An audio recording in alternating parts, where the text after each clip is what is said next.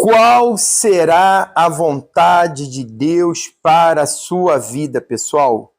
Que Deus abençoe a todos. Começamos mais essa reflexão e que o Senhor Jesus venha abençoar a sua vida e a sua casa. Olha, a reflexão de hoje é algo muito especial, que estávamos aqui meditando sobre alguns assuntos e você sabe que muitas pessoas elas têm dúvidas dentro dela de qual realmente é a vontade de Deus para a vida dela. E essa dúvida, ela pode gerar na pessoa um pensamento errado do que realmente Deus ele deseja para o ser humano, para os seus filhos. Porque quando eu tenho dúvida, é porque eu não tenho certeza. E se eu não tenho certeza, eu posso ser levado de qualquer ideia, e essa ideia pode não ser a ideia correta da vontade de Deus. Então, como saber a vontade de Deus? Olha, a vontade de Deus, primeiramente, fala aqui no livro de Romanos, que ela é boa, agradável e perfeita. Mas como que eu passo a descobrir essa vontade? Quando eu olho as Escrituras. Sim. Quando eu medito nas Escrituras, as Escrituras vão revelar para mim a vontade de Deus.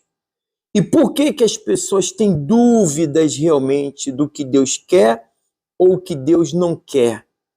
Porque elas não meditam nas Sagradas Escrituras, elas não sabem o que está escrito. Por exemplo, para que nós venhamos saber a vontade de uma pessoa, muitas pessoas que têm condições econômicas, elas fazem testamento. E ali no testamento, ela deixa escrito, relatado, a vontade dela. Depois que ela morre, então é aberto o testamento do defunto, né? Da pessoa morta, e ali os advogados, a pessoa que está encarregada, ela passa a ler qual é a vontade ou qual era a vontade daquela pessoa. E por que eu estou dando esse exemplo? Porque a Bíblia é o testamento de Deus para nós. É a vontade de Deus para nós.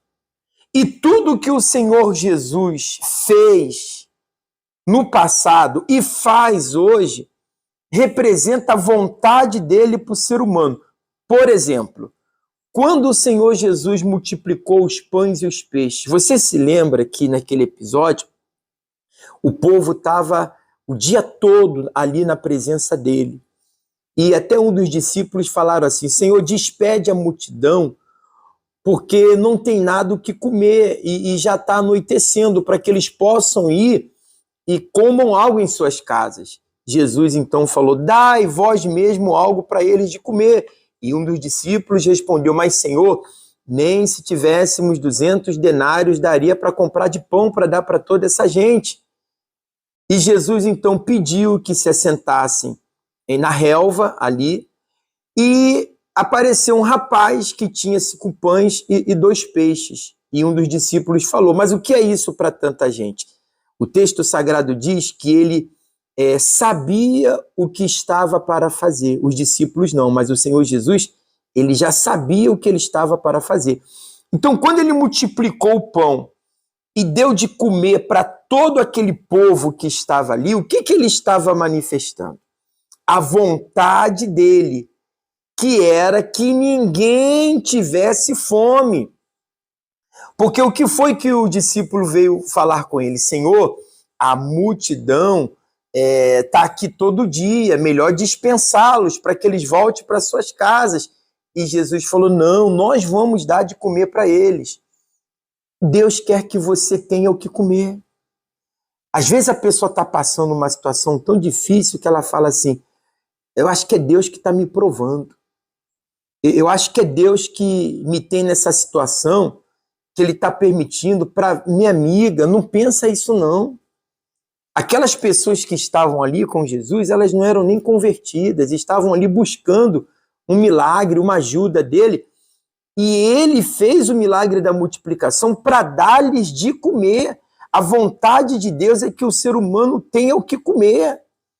O mal, o diabo é que não quer que as pessoas tenham o que comer, que as pessoas passem fome, que as pessoas vivam uma vida miserável, sabe? Com os caminhos dela trancado, tudo amarrado. Mas Deus não.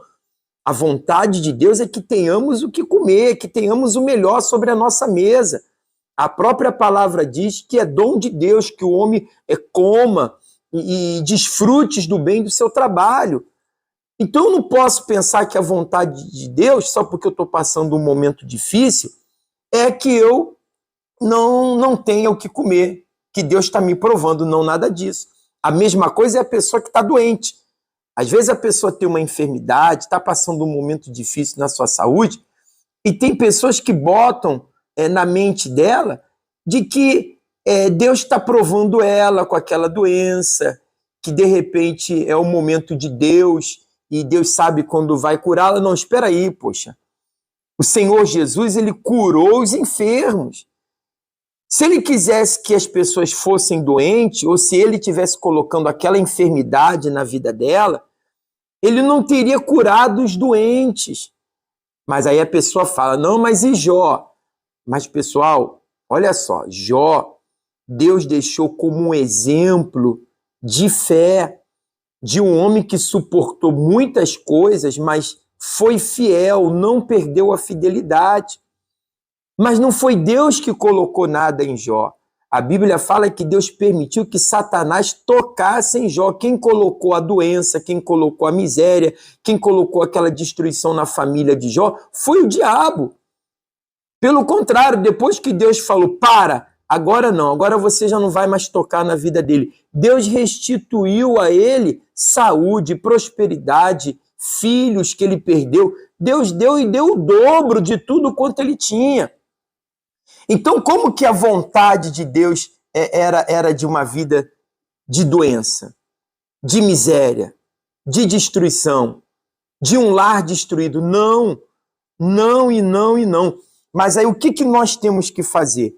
Em Romanos mesmo, no Romanos 12, versículo 1, ele fala assim, portanto, vos rogo, irmãos, pela compaixão de Deus, que apresenteis os vossos corpos como sacrifício vivo, santo, agradável a Deus, que é o vosso culto racional.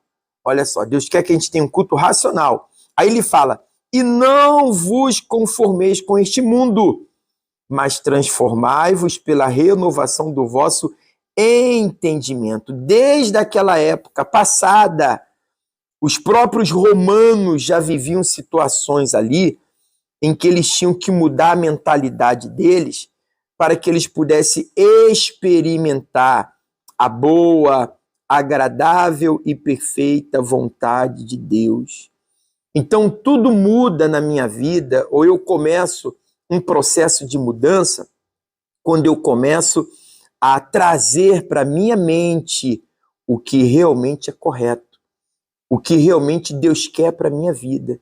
Quando eu começo a me convencer, é isso mesmo, essa é a palavra, eu tenho que me convencer do que Deus quer para mim. Por exemplo, será que você crê que Deus quer que você seja uma pessoa rica? Será que você crê que Deus quer que você tenha coisas boas na sua vida?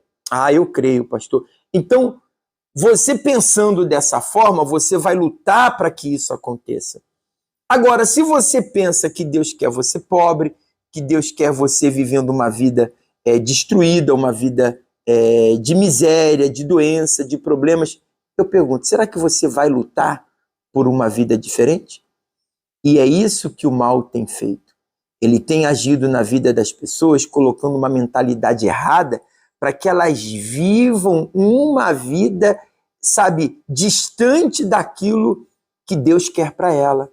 Eu volto a dizer, as escrituras testificam dele. Se você, de repente, tem a Bíblia e você quiser ler, no próprio livro de João, capítulo 6, 38, fala, eu desci do céu, não para fazer a minha vontade, mas a vontade daquele que me enviou. O Senhor Jesus fazia a vontade de quem? Do Pai. Então a cura era a vontade de quem? Do Pai. A prosperidade era a vontade de quem? Do Pai. A família abençoada era a vontade de quem? Do Pai. E o pai quer o melhor para os seus filhos. Qual é o pai que não quer o melhor para os seus filhos? Todo pai quer o melhor para os seus filhos. Então, eu estava aqui refletindo sobre isso e eu estou fazendo essa reflexão com a senhora, com o senhor, que está aí do outro lado, que sempre participa dos vídeos conosco. Ponha dentro de você a vontade de Deus, porque ela é boa, agradável e perfeita, mas para que você saiba ela, você tem que estar sempre examinando as Escrituras, porque o Senhor Jesus falou que elas procedem de mim. E ela é apta para repreensão, para o ensino, para a exortação. As Escrituras nos ensinam a respeito de tudo. Basta que eu coloque em prática na minha vida. Tá bom? Fica aqui mais essa reflexão e que Deus abençoe a sua vida. E até a próxima.